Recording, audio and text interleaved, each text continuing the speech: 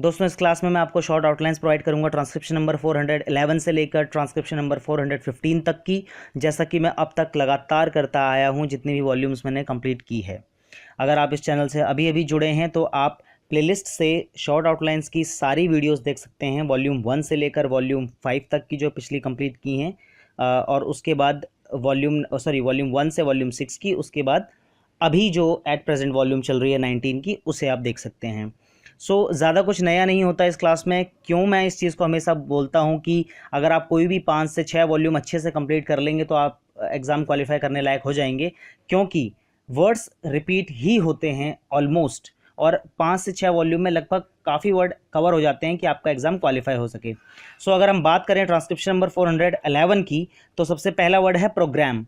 तो प्रोग्राम जैसा कि आप देख रहे होंगे, PR और हमने G डबल कर दिया है, GR बनाया और उसको डबल कर दिया, तो ये हो गया हमारा प्रोग्राम। अब हम बात करें डिस्ट्रीब्यूशन की, तो D को हमने थ्रू द लाइन बनाया और सेशन की हुक लगा दी, ये हो गया हमारा डिस्ट्रीब्यूशन। रिसोर्सेज के लिए R हमने डबल किया और SES का सर्कल लगा दिया, ये हो गया रिसोर्सेज। गवर्नमेंट के लिए हमने, जैसा हम गो लिखते हैं, गो लिखने के बाद हमने नीचे से हमने 2 छोटे छोटे हमने डंडे बना दिए हैं, जो कि हमारा हो गया गवर्नमेंट। अभी हमने कहाँ से लिया? गवर्नमेंट ऑफ इंडिया से। गवर्नमेंट ऑफ इंडिया में से ऑफ इंडिया हमने हटाया और ये हमारा निकल के आ गया गवर्नमेंट। रेवेन्यू के लिए क्या किया है? R डबल करके उस पर यू का वावल लगाया हुआ है। ट्रांसक्रिप्शन नंबर 412 की बात करूं तो मिस्टर डिप्टी चेयरमैन सर। अभी आपने क्या करना है? मिस्टर बनाया और उसके बाद आपने D से इसे काटते हुए S का सर्कल लगाया, तो ये हो गया आपका मिस्टर डिप्टी चेयरमैन सर। इस तरीके के काफ़ी वर्ड पीछे भी आ चुके हैं, लाइक मिस्टर डिप्टी चेयरमैन अकेला भी आया है, mister vice chairman sir, madam vice chairman, madam deputy chairman, तो इस तरीके के काफ़ी वर्ड्स पीछे आ चुके हैं। क्वेश्चन, ये काफ़ी अच्छी आउटलाइंस है।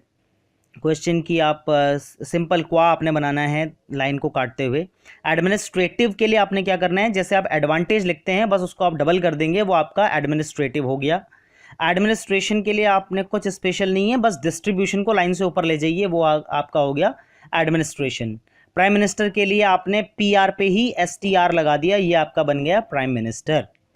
ट्रांसक्रिप्शन नंबर 413 की बात करें तो आउटलाइंस रिपीट हुई है, जैसे पीछे से रिसोर्सेज ये रिपीट हुआ है।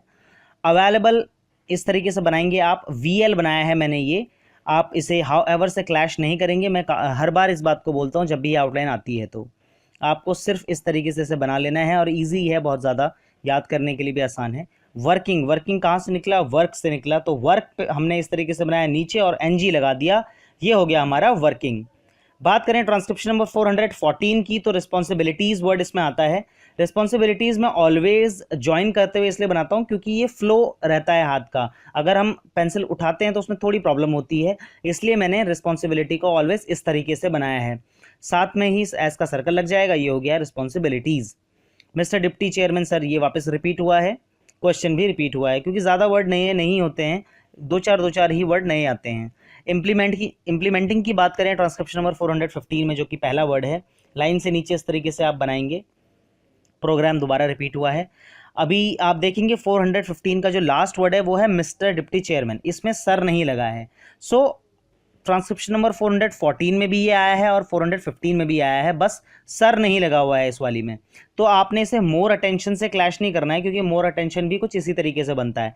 यहाँ पर आपने ये D से काटा हुआ है इसे मैंने, अगर यहाँ पर सर लगा होता तो हम S का सर्कल लगा देते।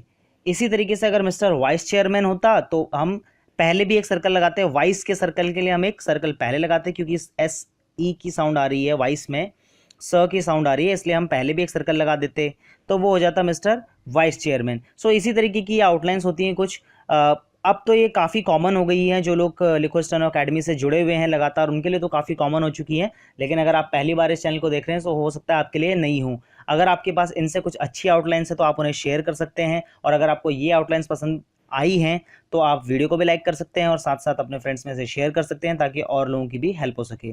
आप कंटिन्यू प्रैक्टिस करते रहिए। मैं लगातार डिक्टेशंस आपको प्रोवाइड करूँगा, जो भी जहाँ तक भी मेरी कोशिश होगी मैं पूरी कोशिश करूँगा कि 24 वॉल्यूम कंप्लीट करूँ कैलाश चंद्र की, और भी मैटर्स प्रोवाइड करने की कोशिश करूँगा, जैसे मैंने GD वॉल्यूम से प्रोवाइड किया था, और लीगल की भी कुछ डिक्टेशंस प्रोवाइड की हैं। टाइम की कमी की वजह से मैं बहुत सारी चीज़ें तो नहीं अपलोड कर पाता हूँ, लेकिन डिक्टेशन रेगुलर बेसिस पे आपको डेली मिलती रहेंगी। आपसे मुलाकात करता हूँ अगली क्लास में अगली ट्रांसक्रिप्शन के साथ। तब तक के लिए बाय बाय, टेक केयर।